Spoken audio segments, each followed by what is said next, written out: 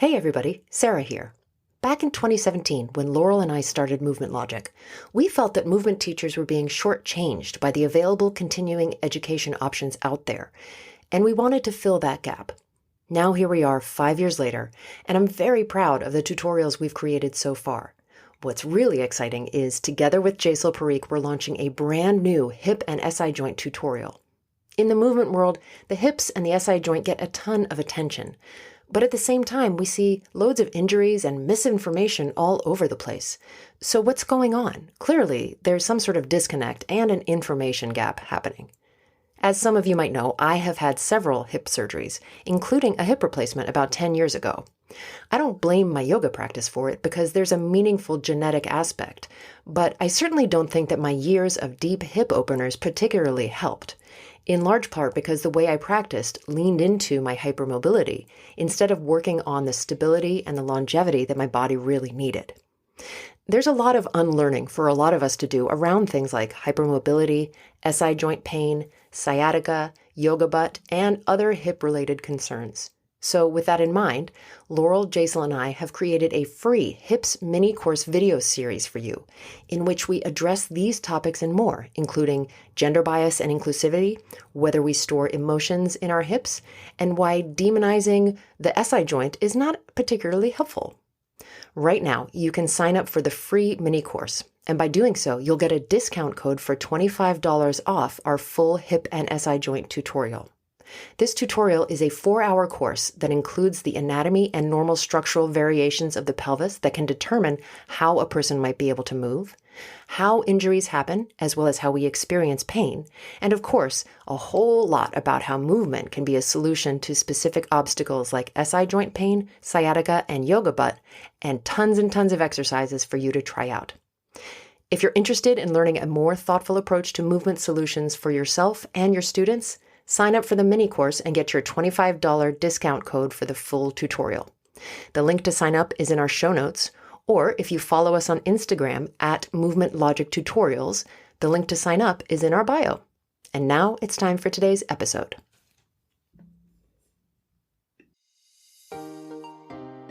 Welcome to the Movement Logic podcast with yoga teacher and strength coach Laurel Beversdorf and physical therapist Dr. Sarah Court. With over 30 years combined experience in the yoga, movement, and physical therapy worlds, we believe in strong opinions loosely held, which means we're not hyping outdated movement concepts. Instead, we're here with up-to-date and cutting-edge tools, evidence, and ideas to help you as a mover and a teacher. Welcome to episode 22 of the Movement Logic podcast. I'm Dr. Sarah Court, and I'm here with my co-host, Laurel Beversdorf. And today we are talking about the Valhalla of fitness goals, 10,000 steps. Where did this 10,000 steps idea actually come from?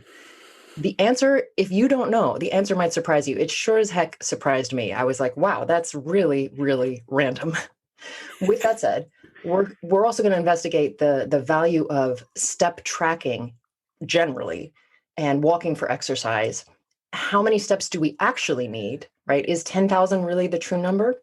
Does it depend based on our age, our fitness levels, other parameters? And then how to quote unquote, get your steps in, which is a phrase I hear all the time. I mean, we'll joke like crossing the room, oh, I'm getting my steps in, so how do you get your steps in without becoming so just completely obsessed with the number? Or cheating to make the tracker happy. Like I also have friends who will just sit and do this with their arms so that the tracker will ping and be like, you did it, So Can you verbally describe what Oh, sorry. Yes, I realized I just did on a audio setting. So what I did was I just waved my arms like I was running while I was sitting down. I just hit the microphone as well. I have a lot of friends who do that to get to close the circle or whatever the thing is on the app on the iWatch. I don't have it, but I think it's like the circle's close or something. My health insurance randomly has this thing where it gives you a number of steps to do per day based on what it's tracking as how many steps you're doing. And then it gives you $1 if you meet those step requirements, up to $100 a year. So I for sure have been up at like, I should have been going to bed, but instead I'm holding my phone because I don't have the Apple Watch. And I'm like just pacing back and forth in my apartment, trying to get that last 100 steps to get my dollar. My goodness.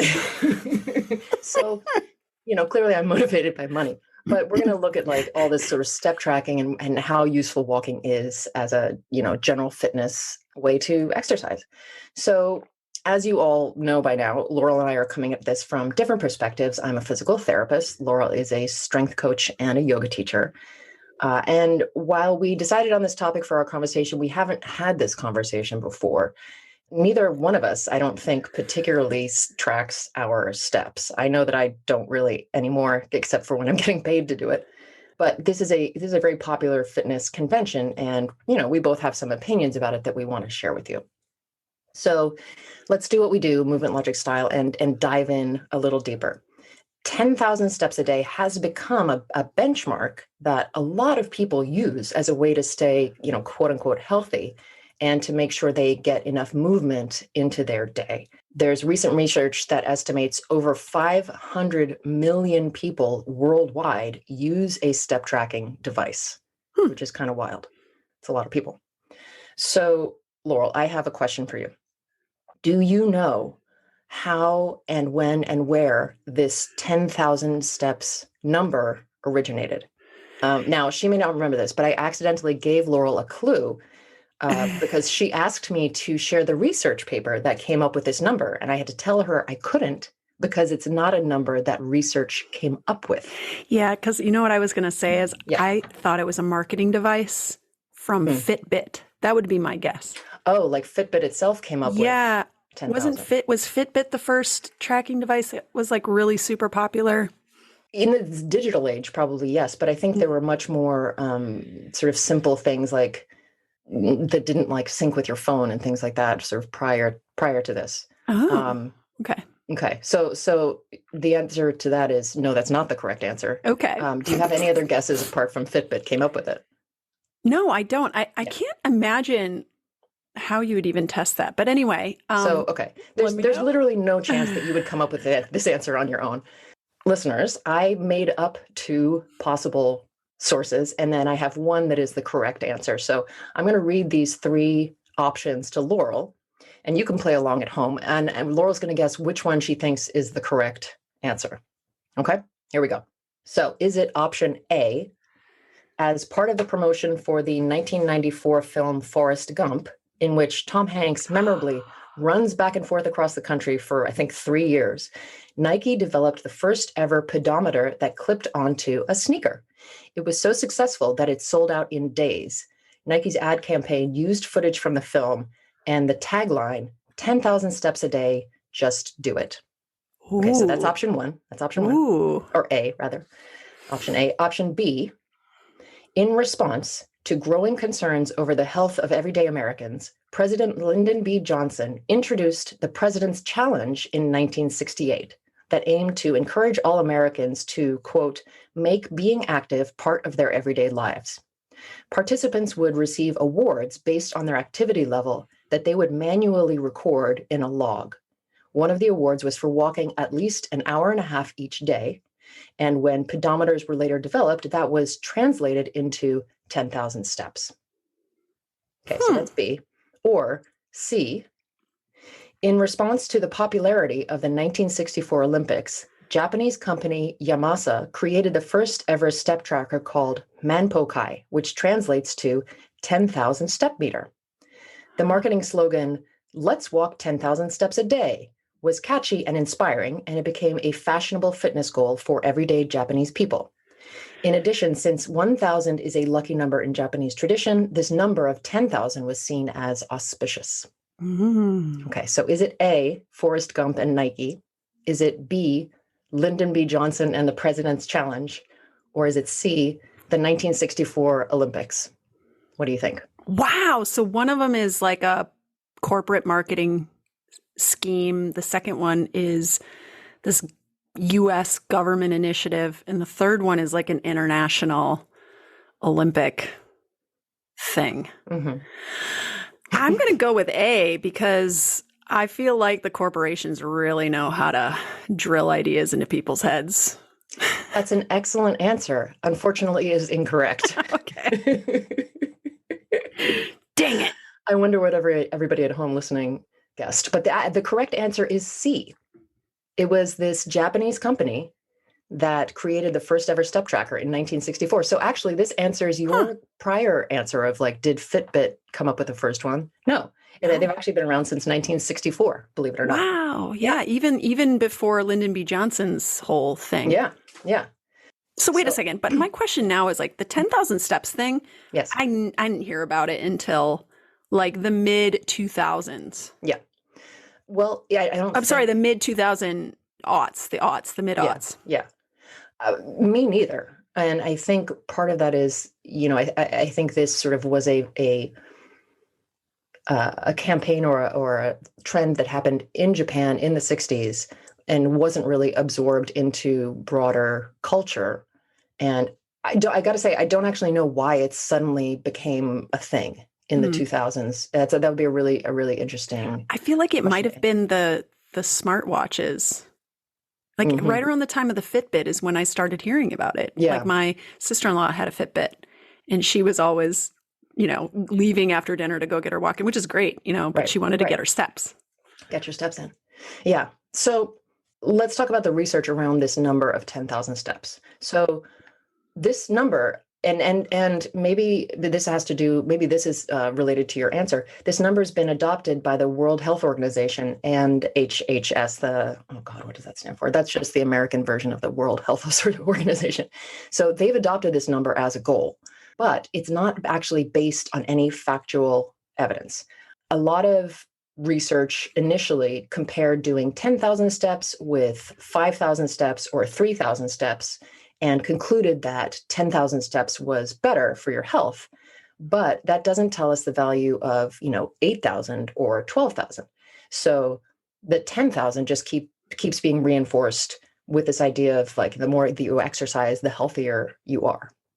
But there is newer research about the, quote unquote, right number for a particular person, not just, everyone needs 10,000 steps. Are you at all a step tracker or a Fitbitter? I don't think you are, but I'm just need to double check. No, but I do track my sleep. Oh, okay. So I'm a tracker. I just don't track steps. I track sleep. You're a sleep tracker. Oh, and I also track my deadlift PR. Okay. Yeah. I mean, I think I track shit. I just don't track steps. And I think it's definitely useful to track shit. Whether really clearly or just kind of, generally to get a sense of like, oh, I'm getting stronger or things like that. My relationship with step tracking is basically non-existent. Again, the first, 3 or 4 months of the year, I care about it because that's when I'm earning my $100. But once I've earned my $1 a day for 100 days, I basically give up on it completely because I don't really care. So for me, if it's monetized, if there's money in the game. Yeah, that external accountability. So my husband was tracking his steps. We were living in New York City. He was a public school teacher and he basically just didn't sit down all day. And so he would rack up like 14,000 steps. Yeah. And then the pandemic hit and he noticed this really steep drop off in terms of his steps. And that's when I think I started to look back on my history in my phone and go, oh, I've also stopped walking as much. And then during the pandemic is when I really started to become a little bit more curious in it. But since then, I really haven't been. I think that now living in Alabama, I walk a lot less. I know that I do. I have a car and it's a lot less walking, but I'm also doing more strength training per week. And I'm also adding in some cardio respiratory endurance or, running type stuff where I'm probably challenging my heart a lot more than I was pre-pandemic or pandemic, even though we're kind of still in the pandemic. I think that's true for a lot of people. I think for a lot of people, not just their walking, but their general fitness engagement went down over the pandemic. And a lot of people who are suddenly working from home were, not leaving the house, especially much, you know.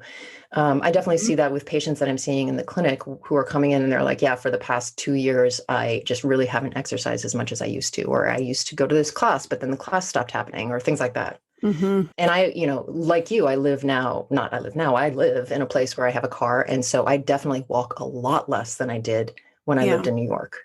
I would say that my time spent exercising has gone up since pre-pandemic, but my time engaging in physical activity has gone down, if that makes sense. Yes. Like in some ways, I'm more sedentary now because I'm now fully running my own business and sitting at a computer quite a bit more. I'm not running around teaching classes at other businesses. But at the same time, I think I've become more serious about my physical health and well-being from the standpoint of like really challenging my body from a strength and cardio endurance perspective. So I am exercising more. So it's interesting, the trade-off. And I wonder, this 10,000 steps is more, I think, about physical activity and just moving more, right? Yeah. I mean, that's the goal, is to get people out of this sort of sedentary lifestyle and to get them up and moving more. And, I also, like you, now that I keep saying now, I've lived here for 13 years. I walk a lot less in LA than I do pretty much anywhere else. I was in Lisbon a couple of weeks ago, and to be fair, I didn't have a car, but I walked everywhere. And if anyone's been there, it's all hills. So you're going uphill or downhill. I mean, I was like, am I on a, step tracker? Like what are those things called? Those machines? I can't even remember. Escalator. Oh, Nordic Train. Yeah. I wish there was an escalator. My mom. Do you know that city actually has elevators built into the city for like really steep hills? Nice. It's wild. Yeah. Anyway, let's get back to the topic at hand. So, I have a general sense around how much strength training, or, I do strength training, I work out on the reformer, and I hike. Those are my three main sources of exercise. But the hike happens less frequently. It's maybe once a week. And I also, I mean, this is like very niche, but I ride a motorcycle, and I will ride the motorcycle a couple of times a week for a couple of hours. And it is not, I was with our friend Trina Altman, and she was like, I picture you like on a Harley, just kind of leaning back. I'm like, oh no, I am on a sport bike, which means you are controlling the bike with your body the entire time. Like you're using your legs. My inner thighs have never been stronger. And so it's a very physical activity, but a very kind of niche physical activity. But there is value. I'll sort of get a sense over like the past week or something, be like, wow, I really didn't walk around very much last week. And there is a great deal of value of walking for exercise. And I definitely see with my patients when they come in and we're figuring out like what exercise they can do safely or without pain while we're rehabbing. And I'll be like, look, don't underestimate the value of walking. I know that you were a tennis player, or I know that you like to run or whatever, but for now, walking is a really good way to get exercise. And so in research, what it tells us is that there's an inverse relationship between the number of daily steps and cardiovascular disease, all-cause mortality, meaning any reason, and type 2 diabetes. So the more steps you take, the more those, the likelihood of all of those go down. But it doesn't tell you anything about how fast you're walking. No, but that's coming up. I'm going to talk about that. Oh, okay. It's not linear. It's not a like 1-to-1 ratio, this relationship. So it's not like, more steps are better, but it's not like if you take 10 more steps, you're 10 times less likely to have one of these diseases or something. There's relevance around, and these are areas that just need to be studied more, whether you're doing all of your walking at once, and then around the cadence, right? The rate of walking. And I'm going to talk about that in a second. So then the question becomes, what number does someone actually need to get to based on their age, their gender, their health, et cetera? And there was this interesting article in The Guardian, which I'm going to link to in the show notes. Professor Katrine Tudor-Locke says, we need to change our focus from how many is enough to how many is too few. And also looking at that rate and speed. So minimal effective dose. Exactly. Sorry, this is me smashing my papers around. Okay. So it's broken down by age. So if you're 60 and older, there is that decreased risk of mortality, but only up to between 6,000 and 8,000 steps per day. That's the minimal effective dose. Exactly. So anything you do over 8,000 is just gravy, but you don't have to hit 10,000 to get that effect. Mm-hmm. If you are under 60 years old, it's the same relationship. More steps is decreased risk of mortality up to between 8,000 and 10,000 a day. So over 60, you want to hit 8,000. Under 60, anything over 8,000 is great. The bottom line is there's not really any significance to this 10,000 number beyond the original source, but there is such a thing as too little walking. None of this is, all of this research is sort of relatively new, and it's not comparing. You make up the best words on accident. It's not comparing the value of walking compared to something like the value of strength training, because I think they are different in terms of what a lot of most research is really looking at cardiovascular health, because they're really concerned about heart disease, general heart health, right? So they're looking at cardiovascular types of exercise and that impact on cardiovascular health. I haven't seen, which doesn't mean there isn't any, but I haven't seen as much research on strength training and cardiovascular health. I think that would be a really interesting thing to study. Well, strength training, from my understanding, does challenge your cardiovascular system, but not nearly to the extent that aerobic endurance training would. Yes, it's true.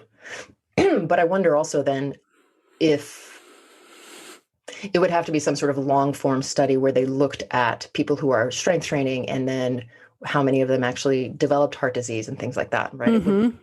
It wouldn't be this immediate, I don't know. I think it would be interesting to study, but maybe challenging to do. So can I ask a question? Of course. I haven't seen any of this research. And I think you're way more research literate than me. So, this is my question that I'm just off the cuff kind of coming up with. When they take these minimum effective dose sort of numbers and they go, okay, if you're under 65, you should be hitting this at a minimum, and you're over 65, you should be hitting this at a minimum. This is for people who potentially haven't done very much in their life leading up to that, because I would imagine that people who have been active their whole life, the minimum effective dose might actually be lower, wouldn't you say, than the people who haven't done a whole lot? Because they've almost... Yeah, go ahead. They've prepared their body. They've prepared their body maybe to be able to handle the negative impact of being more sedentary, whereas folks who've been sedentary leading up to that point, whatever that point is, before 65 or after 65, haven't. Also, I want to know, for how long were they tracking these people? For how long of a time were they actually studying how long these people were walking this number of steps per day? It's a good question, and I did not write it down in my notes. So I think the studies that I looked at, I'll put in the show notes, but maybe we can answer that in the show notes as well. But to go back to your first question, have you heard the phrase "use it or lose it"? So this is the thing.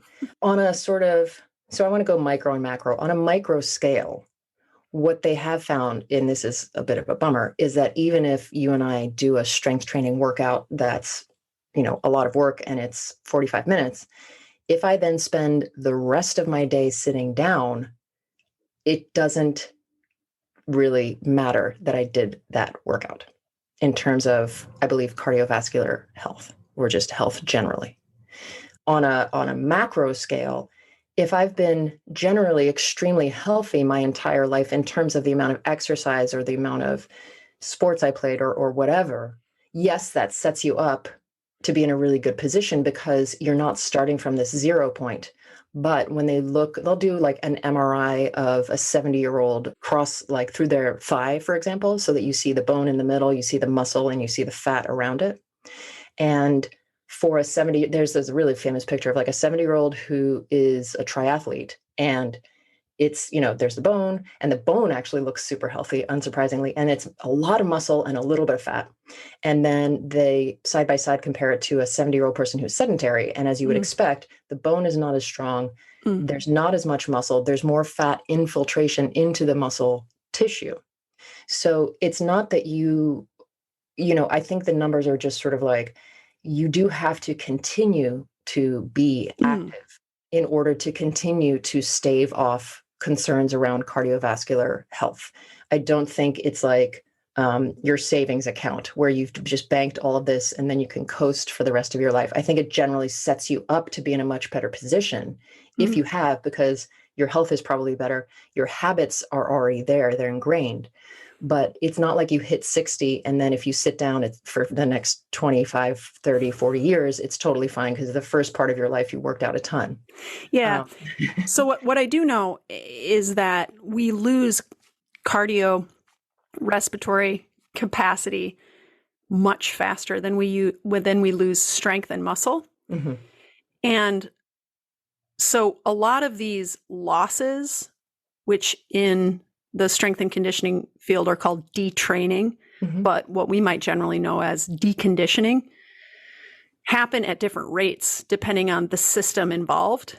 So for strength training, the strength training's impact on cardio health it's there, it's something. Yeah. But it's just not the way to challenge your cardiovascular system. There's a real kind of ceiling to that.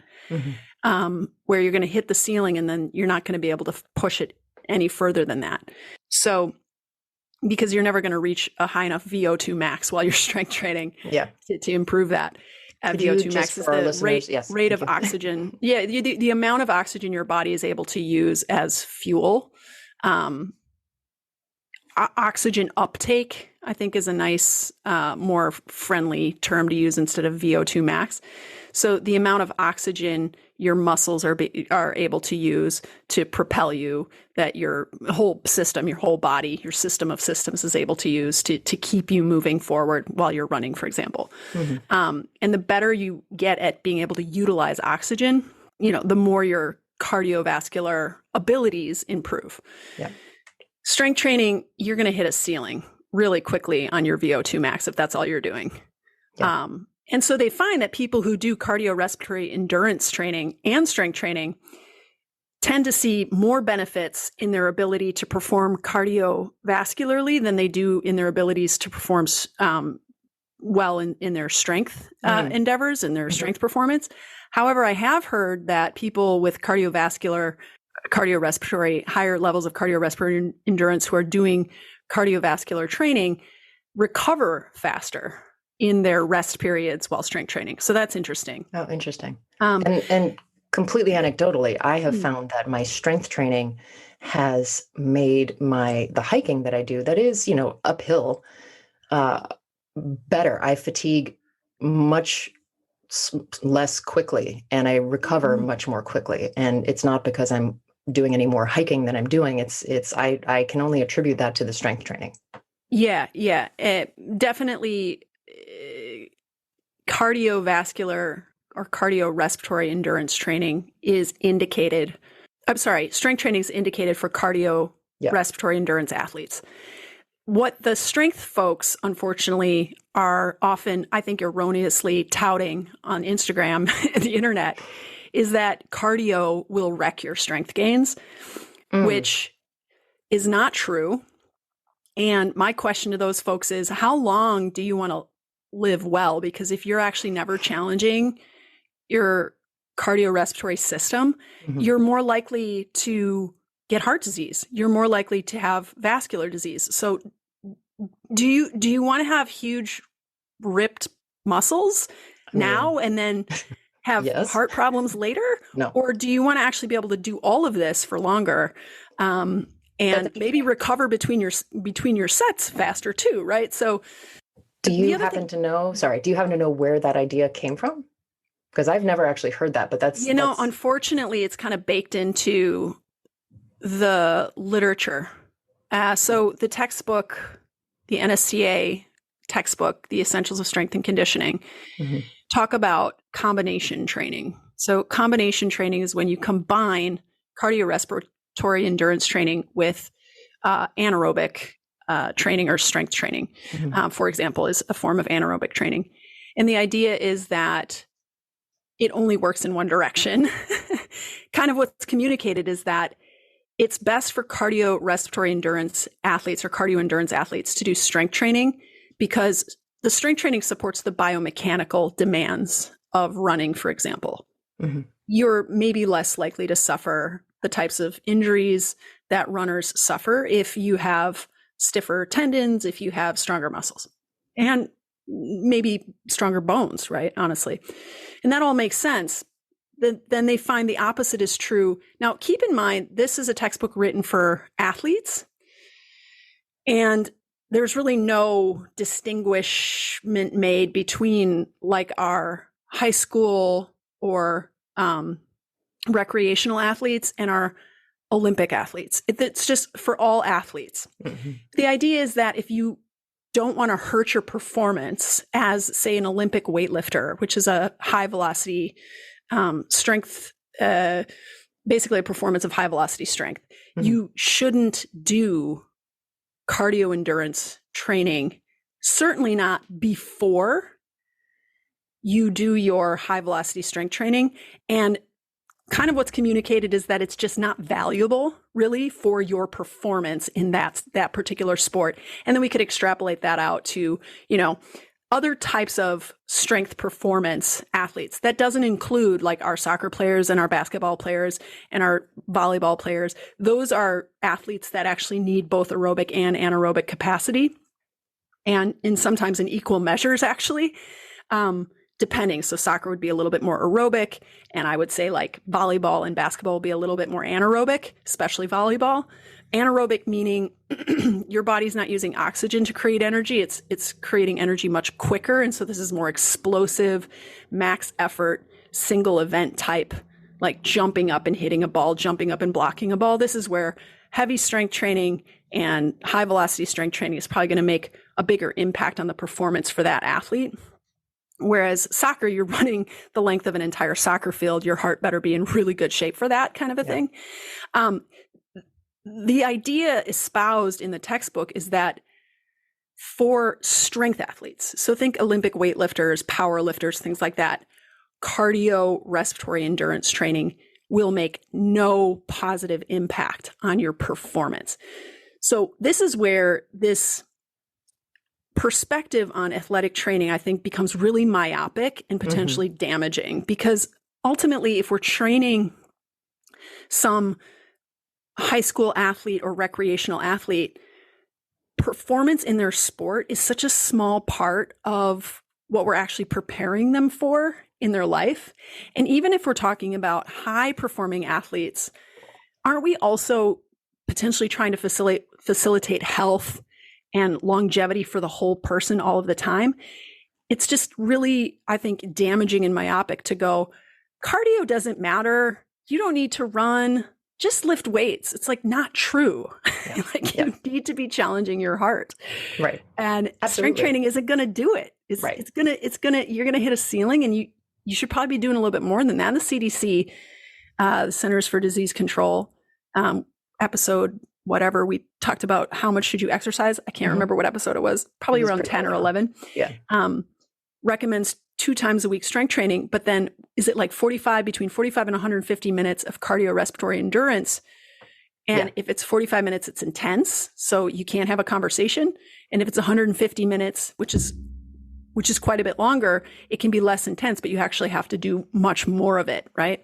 I think it's a bit more of that moderate, not 45 and 150. I don't remember. I think it's maybe 75 and 150. Okay. So it's like, the harder it is, the less you have to do. The easier it is, the more you have to do. Yeah. Yeah. And that's the case for the relationship between intensity and volume, right? The more intense you're working, the less duration, the less reps you're going to be able to do of that thing. You're going to see very different adaptations from intensity and high intensity and low intensity training. But for the most part, what the CDC is concerned of is just this general picture of how often are you challenging your systems and how hard. I think it's interesting that, it sounds, so there's a difference between the concept, and it is myopic for sure. There's a bit of a difference between the concept of you don't need to do any cardiovascular exercise in order to improve your performance at your strength sport versus doing cardiovascular exercise is going to decrease how well you do your strength sport. And I'm wondering about that second idea and if that's something that just in the game of telephone, of passing along information and the way that ideas get kind of absorbed and then like spat out in a slightly different meaning, where that came from. And if that's, if that's how, if people are dismissing cardio because they're like, it's not going to make my PR any better, versus are they dismissing cardio because they think it's actually going to hurt their PR? Something Well, like here's, that. I can tell you what the literature says. So Please. In the textbook, does not recommend doing cardio respiratory endurance training before the day of, right before doing your anaerobic training, your strength training, or maybe it's your plyometric training, or your velocity-based strength training, your Olympic lifts or your kettlebell swings or whatever. Do those first and then do your cardio respiratory training. That's if you are prioritizing your strength, right? And it's also kind of common sense, which what this means is that when you're lifting heavy weights, the stakes are a little higher. Form matters more. And so you don't want to exhaust yourself on the treadmill or exhaust yourself running around outside and then come and do these higher stakes movements when you've already kind of depleted your energy. You've already spent your energy capital on running and you're poorer in terms of energy. And now you're starting from this less rich, energy rich place. The other thing about fitness in general, whether it's strength or cardiorespiratory fitness, is that we're always balancing fitness and fatigue. So on one side, we've got fitness and we're trying to get fitness, but while we're trying to get fitness, we're accumulating fatigue. And this fatigue can last for a couple of seconds. It can last for a couple of minutes. There are different mechanisms for fatigue and different types of fatigue. It can also last for several days. So if you do a long, hard run on Tuesday, and then you go to strength train on Wednesday, you're probably going to see a decrease in your performance on Wednesday because you've accumulated so much fatigue on Tuesday from your run. This is something we're always balancing though. And so if your priority is on strength and strength performance, then what you would do is you would strategize when you're doing your cardiorespiratory training so that it is deprioritized and you're not taking away from, in other words, you're not allowing it to bring you to this very fatigued state before you are going to perform your strength training exercises. You would perform your strength training exercises and then you would be less energy rich, more fatigued in your cardiorespiratory endurance training. Now, what if you're a cardiorespiratory endurance athlete or you're prioritizing, your performance in running? You want to be able to run faster, you want to be able to run longer, you want to be able to do races or whatever your goal is.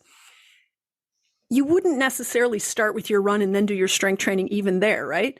But what you might do is you might take a whole day to just work on running and give yourself the rest of the day to recover and then do your strength training the next day from, maybe not a fully rested and unfatigued state, but you would allow yourself to be most energy rich and most prepared for your runs because that's really where you want to shine. That's where you want to be able to give it your all so that you can improve your performance. It's a balancing act. It's always a balancing act. We're always balancing fitness and fatigue. And it seems like it also really depends on what your exercise, fitness, movement priorities are. And then as a result of that, what are you going to prioritize versus deprioritize? But I don't think there's really anyone out there except for maybe, performance level athletes who, for whatever reason, Olympic weightlifters, for example, who should, they probably shouldn't anyway, but only do one or the other, let's say. Like if you're a long distance runner, that doesn't mean you should never strength train. If you're a power lifter, it doesn't mean you should never go for a walk or a run. And for the rest of us, ordinary human beings, There are these parameters being set around number of steps a day that are age based. There's also, I think we can all sort of have a sense in ourselves of how fit do I feel right now? Mm. And it's a kind of a nebulous term, but for me at least, what it is it's not a day to day, it's a sort of weeks or a month feeling. And I can tell in the chunks of time where I haven't done as much of any kind of exercise. Let's say if I've been like super busy with work or I don't know, I feel less, quote unquote, fit in my body. I can tell, like, I don't feel as strong. I don't feel as energized. I feel more sluggish. It impacts my mood in a huge way. So I think for the rest of us ordinary people, getting a sense of like, what is the amount where in my life I now feel like I can live it in a way that I feel really good and optimal, and how much sort of on a weekly or monthly basis does that mean I need to do of exercise of any kind, and then getting even more nitty gritty, which kind makes me feel what. And I think Absolutely. for us regular people, it's a really good thing to start to try to track and get a sense of. And it's always hard to, if you've had a few weeks, I mean, it's true for everybody. If you've had a few weeks where you haven't moved as much, it becomes increasingly harder to motivate to start up again. And that is where, to bring it on back to walking, that's where I think walking is actually a really great sort of bridge in a way, because if you haven't done your strength training for a while and you're like, oh God, pick up some weights, it's going to be so heavy. Or like if you haven't gone for a run, you're like, oh God, the first mile is it's going to suck. Run so long. Or, if you've had a day where you're like, oh God, I've been sitting all day and I don't know, I'm just going to go home and sit in front of the TV. That's where a 20-minute walk can actually start to really change things and get your body some of that endorphin again and get you back into this habit and feeling of wanting to move, right? Because it's sort of self-propelling, but you have to give it a push in the beginning to get it going. It's like those toy cars where you have to drag them backwards first and then you let them go and they go flying across the room, right? Yeah. But like that first part of like, you kind of have to do the work yourself. And then the impetus for it and the habit kind of tends to take off a little bit from there.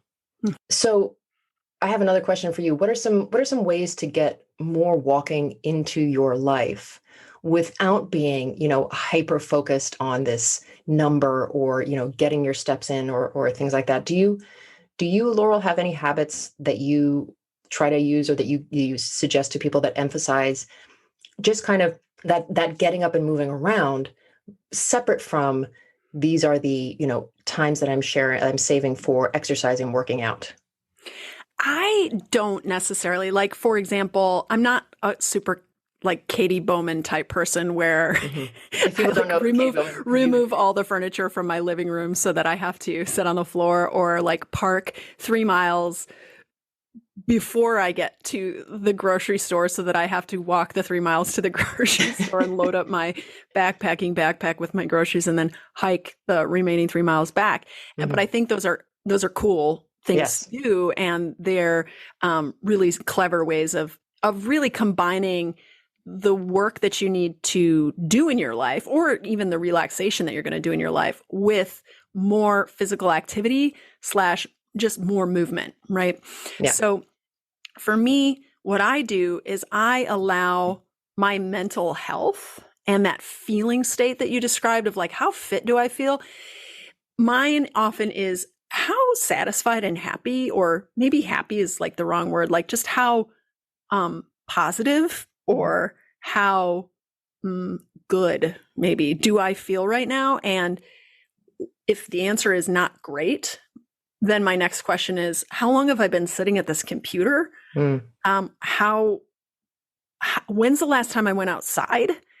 And that's my indication to stop, grab, some water, get some little energy in my body, and like, let's just go for a walk.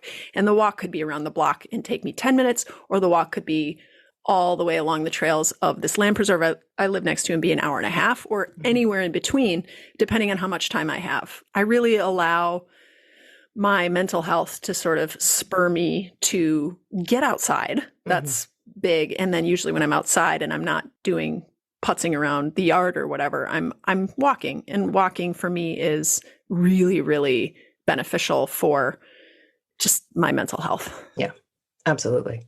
Feeling better. And I think if someone has a schedule like you and I do, where it's not, I go to a place and I stay there all day and then I leave the place and come home. We're fortunate in that we have the ability to say, you know what, I'm going to put down this project I'm working on right now, and I'm going to go outside for 20 minutes and walk around. Yeah. For my patients or my clients that I see who have desk jobs. And I think more and more corporate culture is understanding that, like, forcing their employees to sit at a desk without moving all day is detrimental. And so I think there's generally more of a sense of, it's okay if you see someone like getting up and stretching at their desk. It's not weird. Like, I think more and more people are doing stuff like that. But what I tell people who have, desk job or like a job where you're just facing a computer all day long is, you set a timer. And if it's possible, get up every, 40 minutes, hour, whatever time block is reasonable based on the sort of the way that your tasks are set out during your day. And so that's even just a, like, get up, move around, stretch, maybe take a lap around the office or something like that. I tell people, like, if you're on a conference call and you are not, if you're just listening, because there's so many of these where it's like, everyone call in and just listen. If you're just listening to a conference call, put it on speaker, mute yourself. And, if you can, just take it on your phone and go for a walk. If that's not an option, get up from your desk, move around, stretch. Again, like, maybe take it on your phone and just walk around the office. And this is not steps. Well, it is steps. Technically, it's going upwards. Take the stairs. Take the stairs is like the easiest, quickest way, I think, if you live in a world where you have to use an elevator, or there's a lot of steps, that you can really get it in. I mean, this is something I do when I travel, when I fly, and then you have to, you get off the plane, and even if you got up and moved around a bit, it's still pretty brutal. And everyone's like, oh, customs or whatever. And, there's the moving walkway, and I'm either barreling down the moving walkway, like literally knocking people over like bowling pins, not really, but like with my voice ahead of time. Or if there's an escalator, I'm using the stairs, or, things like that. Like, I'm forcing more movement into my body in airports, like, for example. I think one of the things that we can all do is just kind of look at our surroundings, look at the things that we interact with on a daily basis, and how can I make that more, exercisey, for want of a better word. Can I add something? Sure. Related to this? Please. So one of my dear friends posted in her stories about whether she should get this really fancy percussive massage machine, or it maybe was like a really fancy neck massage contraption.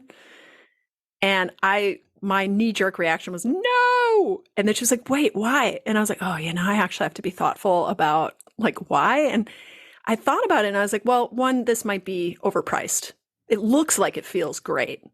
It's just this contraption that just massages your neck, and you basically don't have to do anything, and you just go, oh, and you massage your neck. Sounds great. And I know that my friend has therapy balls, and she loves to do self-massage. And I was like, well, you have the therapy balls, which cost a fraction likely of what this costs. And I think half the benefit, maybe even more than half the benefit of the therapy balls, is they actually force you to get up and get down on the ground and roll around, or stand against a wall and squirm around. And like sometimes even like bring your body into kind of awkward positions as you're like trying to, work on your quad or whatever.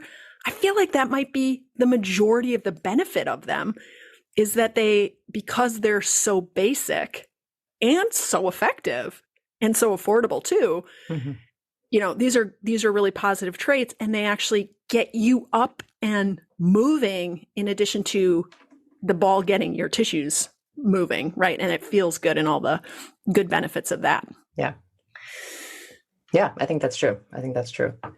And while you were saying that, I was like, oh, we should do an episode where we just compare various massage tools and the pros and cons. Wouldn't that be interesting? I think that would be interesting. Yeah, I do. I would listen to that episode. Okay.